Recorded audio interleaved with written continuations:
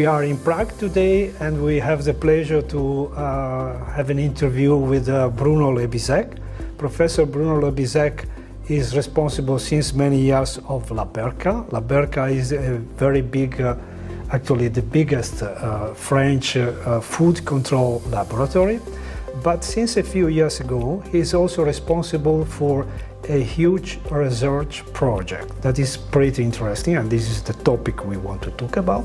That is about exposome, a concept that is not so fresh, it's already several years old, but now in France they are investing quite a lot of money in this area. And so I want first of all to ask Bruno, can you explain us shortly what exposome means?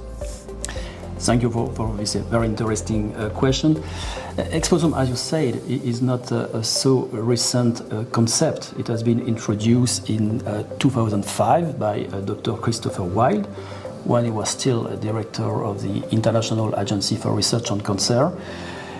Facing an increase of chronic disease in humans that cannot be explained only by the genetics, Wilde introduced this concept, saying that when you associate genetics with environment variables, environment stressor, then you may explain the phenotypes. In other words, some chronic disease in humans. I see. And at the end, I know your government and the European Union is investing a lot of money exploring the interconnection in between food, genetic, of the different genetic profile of the people, and so trying to understand how to manage this exposure in a different way to have a better health.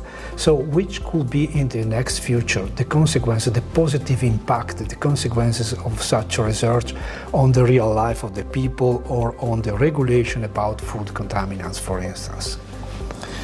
So first of all, from the theoretical concept to something which is more practical, I think now the stories is always starting from the characterization of the internal exposure of people. So we're working a lot on blood, on urine, on milk, to establish a reality of the exposure of individuals. Then we try to go upstream by mathematical models to identify the relative responsibilities of each route of exposure. When it is in relation with food, it is your questions, then we try to deconvolute the complexity of the food chains to try to identify all entries of these chemicals into the chains. And then if you identify clearly, precisely the source, then you are in positions to find the right solutions to manage the problematics. Yeah, I understand.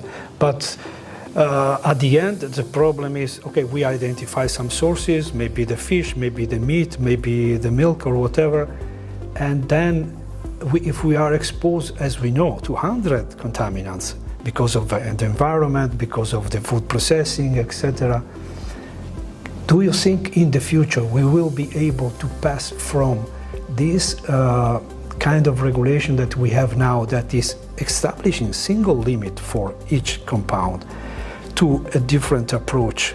Will we ever have a regulation that can consider the impact of the mixture? Because at the end, the concern of the consumer is maybe each food is compliant, but then at the end, the mixture is anyway dangerous for us.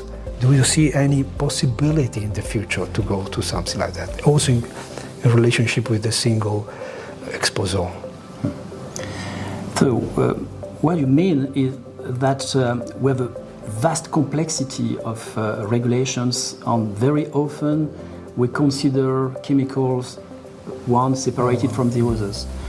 Anyway, there is already some strategies which are involving mixtures. I'm thinking about dioxins. For instance, we have 17 different congeners which are managed under one matrix. And this matrix is total equivalent quantity. So we are already, for some compounds with a similarity of effects, we are now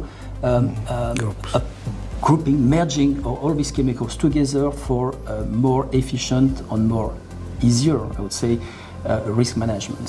So what is done or was done for dioxins have been extended to PCBs, dioxin-like, so it's a one package with one value at the end.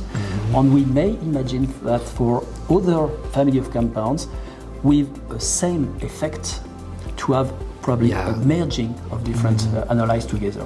This is the principle of reality because, as you said, we are covering a limited number of chemicals, perhaps 1,000, 2,000.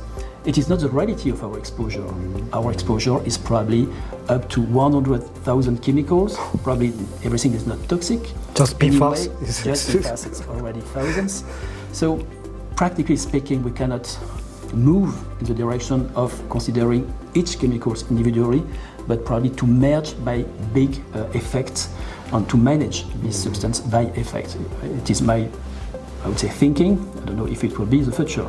So a lot of work still for scientists in the next future, really many challenges, but we are moving ahead and this is good for the consumer. I'm sorry for the food industry, maybe they will have to work more, but I think the message at the end is positive. There is something very interesting that is moving and they are making a good and a very useful investment, I think. So my compliments. Thank you very much, Bruno. Thank you.